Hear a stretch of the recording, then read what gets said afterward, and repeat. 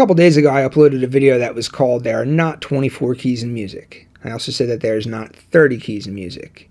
In that video, I presented 5 common arguments that people will typically give in favor of this 24 to 30 key line of thinking. And then I gave my reasons as to why I don't quite agree with those 5 common arguments. So if you haven't already seen that video, check it out. I will post a link to that below. I'll also put a link in this video at some point, so you can just kind of click on the screen. It'll take you right over to that video. Definitely check that one out if you haven't already. I suggest watching that before watching this one. This video here is the opposite side of the argument. This video here, I'm going to be presenting you the facts as to why people do believe in the 24 to 30 key line of thinking. It's a valid perspective. I am someone who agrees with all different types of perspectives. People can have different perspectives. People can agree to disagree. I'm totally cool with that. In this video, I'm going to give you the other side of the argument.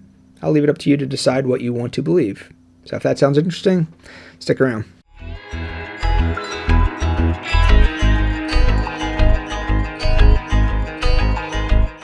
Hey, what's up guys? Brian Kelly here from Zombie Guitar. This video here was actually kind of a last minute decision. I did not quite plan on making this video. That's why I'm making it so close to the previous video. I just made the other video like 2 days ago. But I kind of figured I had to offer the other perspective here. So there are people that are super in favor of this 24 to 30 key perspective on music. And then once I get to talking to these people, I come to find out that the fundamental disagreement is not so much as to how many key signatures they are. So we're all kind of in agreement that there's only 12 to 15 key signatures in total. So like the key signature of C major, which contains no sharps or flats, is the same key signature as A minor, which contains no sharps or flats. So we're all kind of in agreement with that. So this whole how many keys thing are there, the fundamental disagreement is the fact that a key signature is something different than a key. That's what I'm getting from all this. So you have a key signature, of which there's 12 to 15 of them, and then you have keys, of which the claim is that there's 24 to 30 of them. So in this video, I'm just going to kind of walk you through the thought process of where this comes from, and I'm also going to provide you multiple different perspectives to just music theory in general. Alright, so let's first look at diatonic theory. So diatonic theory is essentially, it's very mathematical. It's either yes or no. Something's either in key or it's not in key. It's very clearly defined rules. That's why I like diatonic theory. I have a very mathematical brain. I need answers for things. So that's why we use a key such as C major to teach a lot of these concepts, a lot of these various different diatonic theory concepts. You use the key of C major because the key of C major contains no sharps or flats in it. These 7 notes in the key of C are C, D, E, F, G, A, and B. So there's no sharps, there's no flats. So you can very easily see if something is in key or something is out of key. For instance, if you see a C7 chord, and you ask yourself, is a C7 chord, a C dominant 7 chord, is that in key or is that out of key in the key of C major? You look at the notes, you see that the notes are C, E, G, and B flat. Instantly right there, you see a B flat, you know that is an out of key chord. The B flat is not part of the key, therefore that is an out of key chord. Very mathematical. The same concepts of diatonic theory apply to any of the 12 possible key signatures, or 15 key signatures if you want to say that there's 15, that's cool too. So it's just not quite as clear. So let's say that our key that we're working in is the key of E major. The key of E major contains 4 sharps. So you put a chord there, you say, is A7 in the key of E major? Is an A dominant 7 chord in the key of E major? And the same concept applies. You look at the notes of the key of E major, you look at the notes of the A dominant 7 chord, A, C sharp, E, and G, and then you see, oh, there's a G there, but in the key of E major, there's a G sharp. So that means the A dominant 7 chord is not part of the key of E major. It is outside. It is a non-diatonic chord within this rule set of diatonic theory. It's either yes or no, on, off, in key, out of key, clearly defined stuff. The reason I like diatonic theory and the reason that I teach diatonic theory a lot is because we have this clearly defined set of rules, but these rules are meant to be broken. And, some of the best songs that have been written are, they just break the rules all the time. It's great. I break the rules. That's how you write interesting chord progressions. That's how you write interesting melody lines. You break the rules. In order to consciously be able to break the rules, though, you need to know what the rules are. So that's the purpose of diatonic theory. So just to kind of start out, let's say we want to write a chord progression in the key of C major.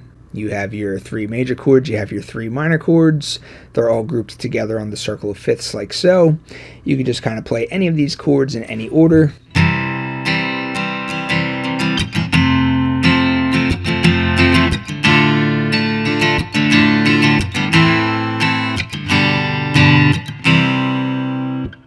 Random chord progression.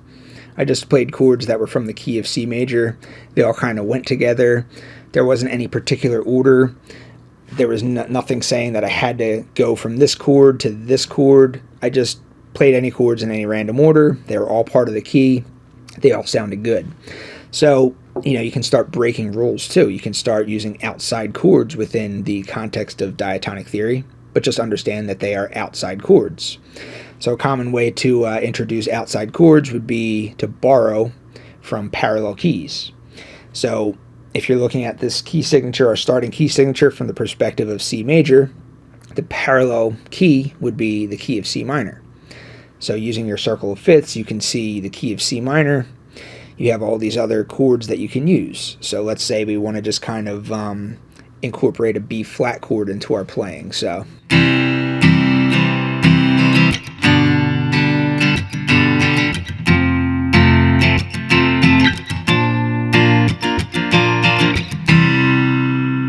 I just threw a B flat chord in there, and that wasn't part of the key. It still sounded cool. It spiced up the progression a little bit. And if I wanted to label that chord, I could do so by saying, well, that is a borrowed chord. I borrowed that from the parallel minor key. It's not part of the original key. It's outside of the key, but it's a borrowed chord. That's the label I'm assigning to that chord. So that is the purpose of diatonic theory. It's either in, it's out. It's yes, it's no. It's in key, it's out of key. Very mathematical. Let's look at blues theory now. Alright, so my definition of blues theory is that it is sort of a hybrid between major and minor tonalities, and it's a very non-strict set of rules. It's not like diatonic theory, which is very mathematical. You're either in key or you're out of key. Blues theory is much more subject to interpretation, many different approaches to soloing over the same chord progression. Like, how many different approaches are there to soloing over a 1-4-5 progression? There's tons of different approaches, So I want to be very clear that it's a very different set of rules that we're now adhering to that is not diatonic theory. So I made a video maybe about a year ago. It's called 4 different approaches to soloing over 12-bar blues progression. I'll post a link to that below since I'm mentioning it here in this video. In that video, I make sure to specify, okay, we're following blues theory concepts here. We're not following diatonic theory concepts here. So just as a simple example, take a 1-4-5 progression in the key of A. So I'm not even specifying whether it's the key of A major or whether it's the key of A minor. I'm just calling it the key of A. So take your 1, 4, and 5 in the key of A. You have an A chord. Let's make it an A major chord. Let's make it a D major chord for the 4 chord. E major chord for the 5 chord. A major chord for the 1 chord. You have 3 major chords. So why does minor pentatonic sound good? If a blues player would say, all right, well, over that 1-4-5 progression, I'm going to play the A minor pentatonic scale. That breaks the rules of diatonic theory, but according to this new rule set that we're now following, this blues theory rule set, that works. That's because we are now adhering to the blues theory rule set. So the way that I've found, and this of course is not the only approach, there's many, many approaches, but a very effective approach that I have found to combine the major and minor tonalities over each chord, the 1 chord, the 4 chord, and the 5 chord, has been to treat each of the chords as a dominant seventh chord and then target specific notes over each chord. So treat the one chord as an A dominant 7 chord like this, and then pay very special attention to the minor third and the major third of that chord. So if this is your A dominant 7 chord, you can play your A minor pentatonic, and then once you get to the minor third, also include the major third.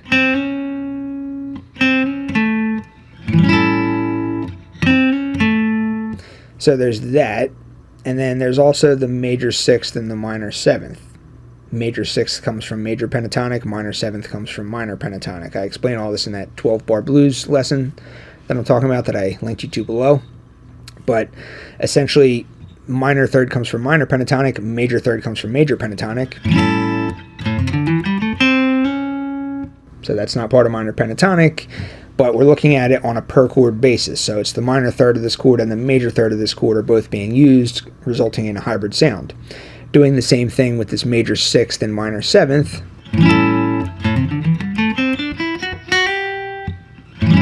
So here's the major sixth, here's the minor seventh. Throw both of those notes in, you get that hybrid sound. So minor third and major third, and then major sixth and minor 7 over each chord, treating it as a dominant 7th chord. The reason you treat it as a dominant 7th chord is because the tones of the dominant 7 chord, you have a 1, a 5, a flat 7, and a 3.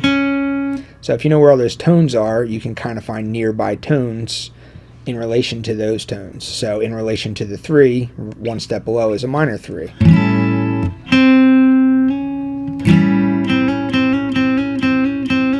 If you know where your minor 7 is, 1/2 step below that is that major sixth. So you have your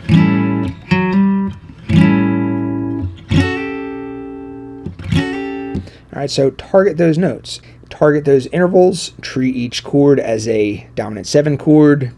What you're doing is you're effectively getting that major-minor hybrid sound, and that is adhering to the rules of blues theory.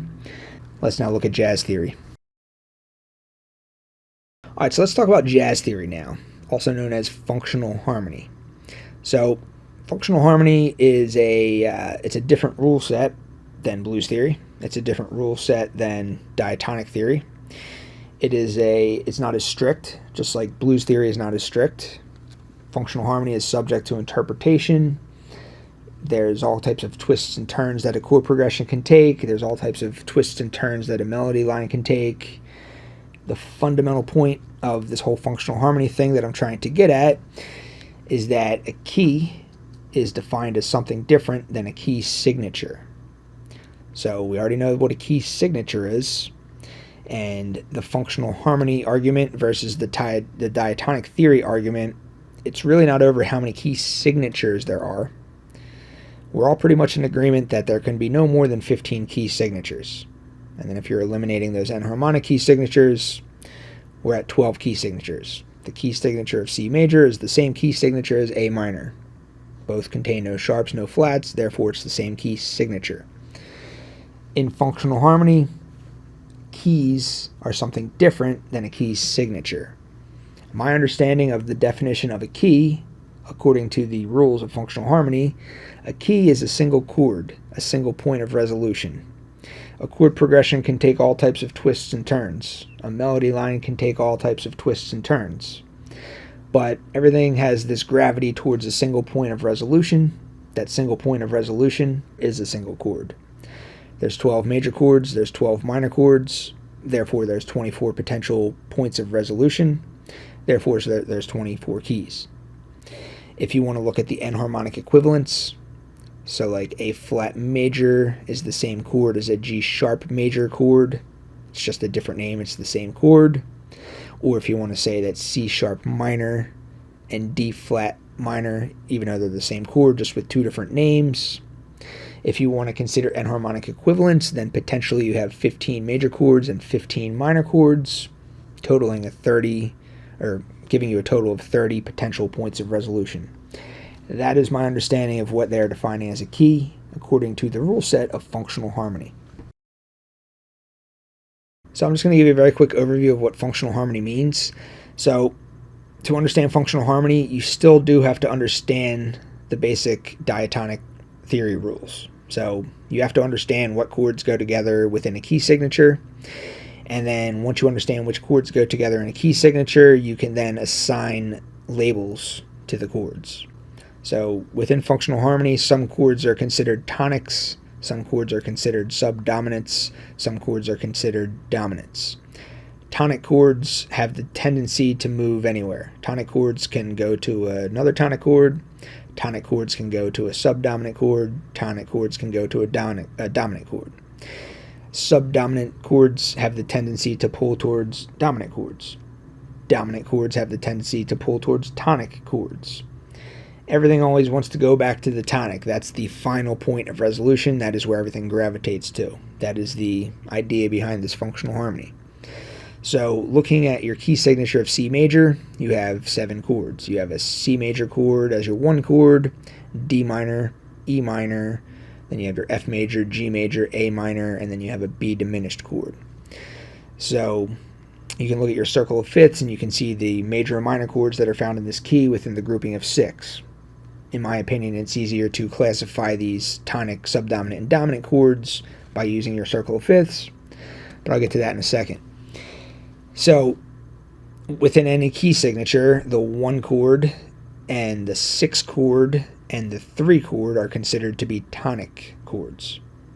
The 2 chord and the 4 chord are considered to be subdominant chords, and then the 5 chord and the 7 chord are considered to be dominant chords. If you eliminate that 7th chord, get rid of that diminished chord, and just focus on major and minor chords for this video, for the purpose of this video, we can use our circle of fifths to look at the chords that are found in this key signature. So the tonic chords are going to be the ones that are in the middle. The subdominant chords are going to be the ones that are in the counterclockwise direction. The dominant chords are going to be the ones that are in the clockwise direction.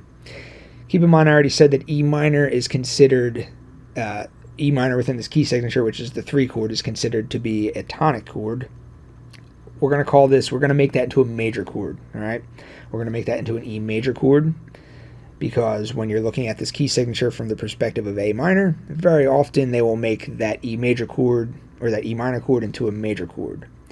So it's very, very common to see the chord in the inner circle clockwise position within the grouping of 6 on the circle of fifths made into a major chord. Very common.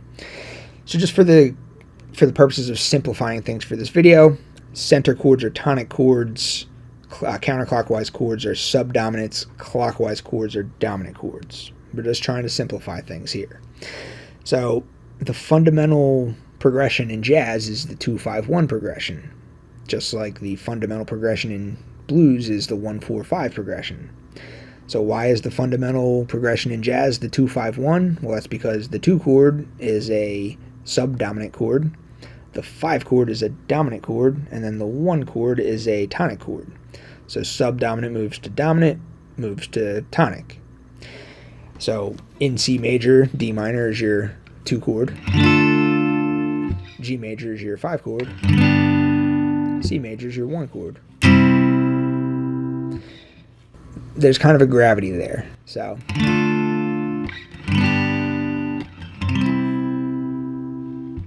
two has a gravity towards 5, has a gravity towards 1. Subdominant has a gravity towards dominant, has a gravity towards 1. Do you have to follow those rules? Not at all. A subdominant chord can move to another subdominant chord. A dominant chord can move to another dominant chord. A subdominant chord can move to a tonic chord. There's all types of exceptions to this very, very loose set of rules according to the functional harmony rule set. So all of this stuff is subject to interpretation. So just one very quick example of this 2-5-1 stuff. It's more than just keeping you confined to one key signature, because that's the whole point of jazz, is you're trying to jump around from key signature to key signature with an ever-changing tonal center, always kind of leading to a new point of resolution. So just as a quick example, let's just start out in the key of C major, and let's just try to get to the key of A flat major. So according to the subset functional harmony subset of rules. The key of C major is just a single point of resolution. It is the C major chord. So it's not a key signature, it's just a key, according to this set of rules.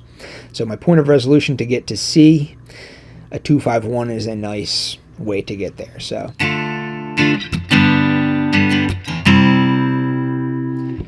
let's say I want to get to A flat. That's my next point of resolution. So I could just randomly just jump there.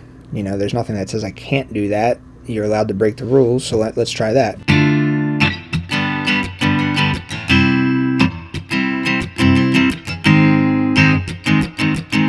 Sounds a bit random. I just kind of was in the key of C major, and then I just said, just going to A flat randomly, okay? You could do that. There's nothing that says you can't do that, but let's try and smooth things out a little bit. Let's try and get a chord. Let's try and get a dominant chord in there. We don't have to get the full 2-5-1 in there. We're just going to try and help transition to that A flat chord by throwing in a dominant chord. So what would be the dominant chord in relation to an A flat chord? What would be a fifth above the A flat chord? It would be this E flat here, fifths, power chords. So I'm going to try and figure out where I can fit that E flat chord in, or an E flat dominant 7 chord, because it's a dominant chord, and that's going to help lead me to that A chord. So how you get there is an art form. You know, it's subject to interpretation, of course, but I found that it seems to work best right after this D minor chord. So I'll go around the progression once.